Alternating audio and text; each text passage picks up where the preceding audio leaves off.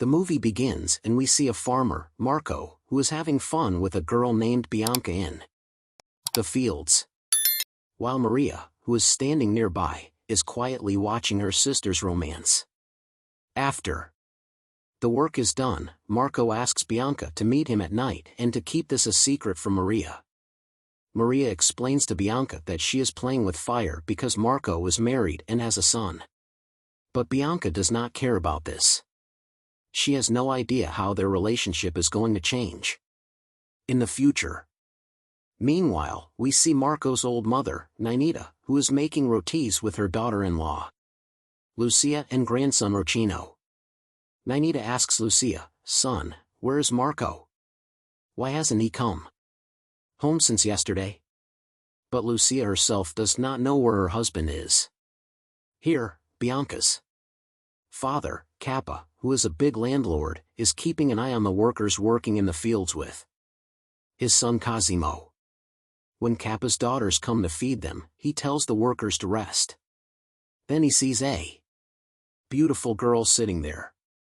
He tells her, "Son, you must be tired of working since morning. Go and rest in the shade of the meadow." After a while, we see that when the girl is alone there, Kappa takes advantage of her loneliness and starts with her there. Maria, standing outside the meadow, is stunned to hear the girl's voice. Here, the scene is cut and we see that Marco is sitting in a bar with his friend Vincenzo at night. There, he sees that the landlord, Don Luigi, is buying the crops of the farmers at very low prices, which takes years of hard work for the farmers to grow. But he is giving them at such a low price that they cannot survive for a month. Marco cannot tolerate all this and insults Don Luigi in front of everyone. And he says, from now on, he will buy all the crops of the farmers at the right price. And he is tired of those outsiders who take advantage of the workers. Don Luigi accepts Marco's opposition with a smile and leaves. The next morning, he meets Marco Bianca under an olive tree. They start dancing while listening to romantic French music. The conversation goes on and they spend a few moments of their romance. Then he shows Marco Bianca a dream of a new life. On the other hand, Don Luigi instigates Kappa against Marco. He reminds the mayor that he has control over the whole area and people like Marco are becoming a threat to his business. Kappa slowly becomes against Marco. To calm down Don Luigi, Kappa assures him that he will soon control this rebellion of the farmers. But Kappa knows that the real challenge is to deal with Marco. The tension in the village gradually increases. Marco is called at night and he sees that his friends are making a ruckus outside Kappa's house. Marco calms them down and assures him that he will handle this matter himself. Then Marco goes inside Kappa's house. Kappa asks Bianca to bring a drink. Then he asks Marco, "Do you know my daughter Bianca?" Bianca answers immediately, "No, we have never met before." Kappa suspects, but he ignores this for now. During the conversation, Kappa mentions Don Luigi to Marco and reminds him how he insulted him in front of everyone. But Marco answers carefree that Don Luigi earns 3 times the profit by buying goods at a lower price than the farmers, while the farmers who work day and night do not get 2 meals a day. Now all this will not work. The one who will solve it will decide the price. Kappa laughs at him, but praises his courage. Then the same night, 2 farmers stop Don Luigi's car and beat him badly and make him unconscious. As soon as morning comes, the injured Don Luigi files a complaint with the police. Here the scene is cut and we see that Marco sneaks into Bianca's room at night and wakes her up. Then the two slowly go towards the abandoned house without making a sound. There, Marco expresses his love for Bianca and tells her that he loves her with all his heart. Bianca is very happy to hear this. After this, the two begin to become intimate in the abandoned house. A few days later, Marco meets Bianca in a place like a ruin and shares his dream. One day he wants to see Bianca dressed as a bride. After this, the two start their colorful program. After a while, Marco gives Bianca a letter in which it was written that they are leaving this place and going to live in Paris, where Marco's brother Antonio lives. He makes a plan that the next day he will give this letter to Bianca's father. But all this was seen by Bianca's brother Cosimo and proved his father's suspicion right. Hearing this, Kappa gets very angry. He calls Maria. At that time, Bianca also comes there. Kappa scolds her and says, she has no shortage of anyone. One girl who lies, the other is a shameless tramp. But this does not affect Bianca at all. She takes off her clothes without any hesitation and asks Kappa, why are you not happy to see me like this? When you enjoy seeing girls like this in your abandoned house, the next day Marco comes to meet Kappa alone and starts giving him a letter. But Kappa says, son, I don't know how to read. On this, Marco says that he can read it himself and recite it. After a while, Kappa starts showing his land to Marco. He says, look, despite so much heat, my land is so wet. When Marco bows down to check the land, Kappa hits his head many times from behind, which kills him. After this, he also cuts Marco's belongings with a sharp tool. After a while, his body was found on his horse in the middle of the village. Marco's family and Bianca could not bear Marco's death and left in shock.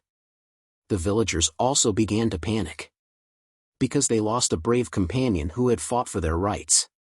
Marco's death was reported to his brother Antonio. As soon as Antonio got this news, he left the city and decided to return to the village. On the other hand, farmers were arrested one by one in the village and accused of Marco's death, because now there was no one to protect those farmers. During the funeral, Lucia told the men, we women want to bury Marco. All the women took him to the cemetery. And then Bianca saw Marco for the last time. A few days later, we see the police wants to dismiss this case. But Antonio was not happy with this. When he came out of the police station, he found out from Vincenzo that Marco had an affair with many women, but Bianca was special for him. And after he came, Marco had lost his mind. When Antonio talked to his father about this, he said, Marco used to give hope to others and this was his biggest mistake. Those who have nothing, giving them hope can prove very bad for them because to kill demons, you have to become a demon yourself. And Marco was not a demon. That's why he was killed. Now when Antonio found out the whole truth about his brother's death, he went to meet Kappa. He said to him, I know that you have killed my brother. Kappa answered carelessly. Marco found what he deserved. He also threatens Antonio, son, leave the village quickly so that your father doesn't lose his other son. Kappa had no idea what was going to happen to him. Here the scene is cut, and we see Antonio preparing to return to Paris. And after saying goodbye to everyone, his friend Vincenzo put him in the bus. On the way, Antonio suddenly sees Marco. And Antonio felt something strange. That's why he quietly goes to Kappa's den. There he mercilessly kills Kappa and his son Cosimo. The dirty clothes and his blood were put in the middle of the village, where Marco's body was found. But no one in the village knew who killed them. Everyone thought that the farmers had done it. Kappa's daughters, Maria and Bianca, were being stopped from selling goods to the villagers. Their situation was getting worse. In a way, both the sisters were expelled from the village because their father had caused a lot of trouble to the farmers. To stay alive, they had to ask Don Luigi for help. She wanted Luigi to take care of his father's land. But Don Luigi was so crazy about Bianca's beauty that he didn't listen to her at all. He just wanted to take advantage of her helplessness. But Bianca understood this and left the place as soon as possible. On the other hand, Antonio's attention started to shift from his work. By one mistake, his companion was injured. On one side, where Bianca was still unable to recover from Marco's death, on the other side, Antonio's girlfriend was preparing to stay with him. Antonio had completely changed after his brother's death. He had everything, but he was not happy. After this, he wrote a letter for Bianca, which Bianca did not read. He also wrote a letter for his girlfriend, in which he wrote, he is leaving her in that city and going to his village forever. After reaching the village, Antonio went to meet Bianca. And at Bianca's house, he found a picture of her mother. When Maria went to call Bianca, Antonio left without saying anything. Years ago, he saw the same picture in his father's wallet as Bianca's mother. When he asked his father about this, he revealed a deep secret. Bianca's sister, Maria, is actually his daughter. Antonio understands that it would be better if his father's secrets of youth were not revealed. Let's see further. When Bianca read Antonio's letter, he wrote that he wanted to talk to him about something important. When she went to meet him, she saw Marco instead of Antonio. Then Bianca realized that a part of Marco is alive in Antonio's body. Antonio comes close to him and slowly says in his ear that he will marry him. Bianca was wearing the wedding dress that Marco had promised her for her wedding day. The villagers gather to see this scene. Antonio holds Bianca's hand and takes her to the church. The whole Paradiso family is with him. And with this movie ends here.